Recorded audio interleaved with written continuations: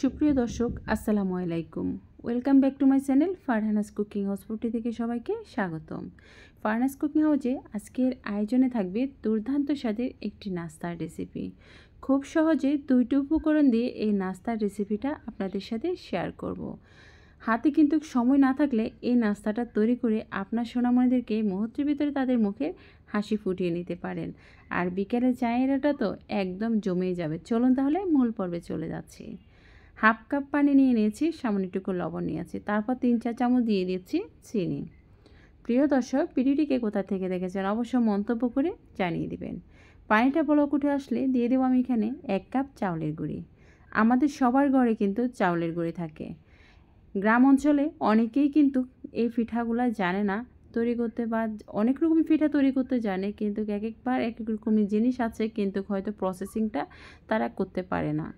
আর শহরের বাড়ি তো আমরা অনেক সময় অনেকভাবে নাস্তা তৈরি করে থাকি, কিন্তু একটু বুদ্ধি খাটিয়ে নিলে এই মজাদার নাস্তাটা বানানো কোনো ব্যাপারই না। এখন এটাকে আমি 2 মিনিট ভালো করে সিদ্ধ করে নিচ্ছি। চুলার আঁচটা একদম মিডিয়াম রেখেছিলাম। তারপর এখন এটাকে সিদ্ধ হওয়ার পরে আমি একটা বাটিতে ঢেলে নিচ্ছি। চারিদিকে খুব বৃষ্টি হচ্ছে, আর বৃষ্টিতে বাচ্চারা বায়না ধরলেও কিন্তু রেস্টুরেন্টে যাওয়া যায় না। রেস্টুরেন্টে যাওয়ার দরকার কি?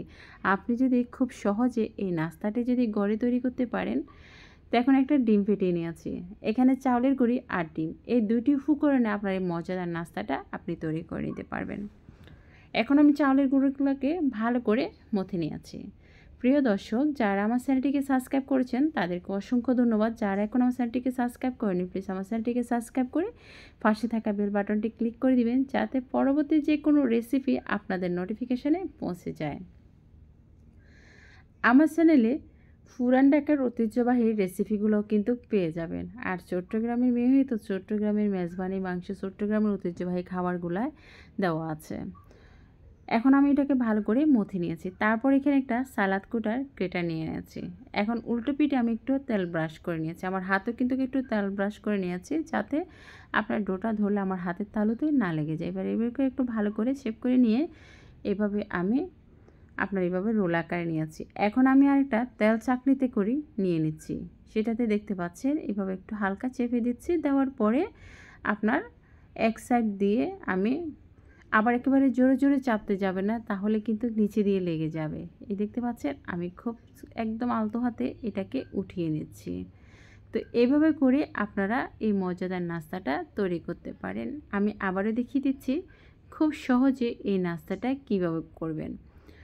এমন নাস্তা আপনার যতই স্পেশাল মেহমান আসুক না কেন, আপনার বাসায় হয়তো বিস্কিট শেষ হয়ে গিয়েছে, তাদেরকে স্পেশাল কিছু খাওয়াতে চাচ্ছেন। আপনার কাছে যদি এটা লাখ টাকারও কিন্তু রেসিপি মনে না হয়, কিন্তু আপনি যাকে খাওয়াবেন তার কাছে কিন্তু সেটা লাখ টাকারই নাস্তার মতো মনে হবে। এতটাই টেস্টি, এতটাই মুচমুচে হবে। চলুন তাহলে এবার ভাজার পর্বে চলে যাচ্ছি। আমি তেল দিয়ে তেলটাকে আগে গরম করে নিয়েছি, তারপর চুলার আঁচটাকে মিডিয়ামে রেখেছি। একবারে লো করবেন না, লো করলে সেই ক্ষেত্রে পিঠাগুলোতে তেল অতিরিক্ত টানবে। মিডিয়ামে রাখবেন, আগে কিন্তু তেলটাকে গরম করতে হবে। সবগুলোকে পিঠাকে দিয়ে দিয়েছে।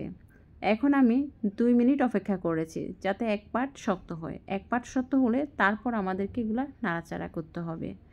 আর এই মুচমুচে পিঠাটা করতে হলে আপনাকে এই পিঠাটা 8 থেকে 10 মিনিটের ভিতর ভেজে নিতে হবে। আপনি যদি পাওয়ারটা বাড়িয়ে যদি লালচে হয়ে যায়, তাহলে সেই পিঠাটা আপনার পোতা হয়ে যাবে, আর খেতে কিন্তু ভালো লাগবে না। আমার কাছে এই পিঠাটা চায়ে চুবিয়ে খেতে কিন্তু খুব ভালো লেগেছে। আর আমার বাচ্চারা তো একেবারে দাঁত দিয়ে মুচমুচে কুরকুরে খাচ্ছে। একেবারে চিপসের মতনই হবে, মুচমুচে হবে। যাতে এখানে ক্রিসপি চাউলের গুঁড়ি দেওয়া আছে, সেই ক্ষেত্রে এটা খুবই মুচমুচে হয়। তা আমি 8 থেকে 9 মিনিটের মতন সময় লেগেছে, এভাবে করে আমি ভেজে নিচ্ছি। প্রিয় দর্শক, ভিডিওটি যদি ভালো লেগে থাকে আপনাদের ফ্যামিলি ফ্রেন্ড সার্কেলদের সাথে শেয়ার করবেন, পরিবার পরিজনদের সাথে শেয়ার করবেন। আর আমার ফেসবুক থেকে যারা দেখেছেন তাদেরকে অসংখ্য ধন্যবাদ। যারা এখন আমার ফেসবুকটাকে ফলো করেনি, প্লিজ আমার ফেসবুকটাকে ফলো করে দিন। ডিসক্রিপশন বক্সে আমি লিঙ্কগুলো দিয়ে দেবো।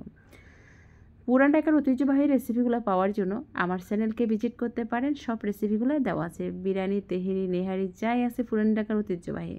চট্টগ্রামের ঐতিহ্যবাহী মেজবানি মাংস হতে কালাবুনের সবটাই আমার চ্যানেলে দেওয়া আছে। আমি ডিসক্রিপশন বক্সে লিঙ্ক দিয়ে দিব, দেখে নিতে পারেন। আর খুব সহজে নাস্তার রেসিপি বলেন, রান্না বলেন, সব কিছু ফারহানাস কুকিং হাউসে খুব সহজে দেখানো হয়। নিত্য নতুন রেসিপি পাওয়ার জন্য আমার চ্যানেলটাকে ভিজিট করে সাথে থাকবেন। ধন্যবাদ সবাইকে। আসসালামু আলাইকুম।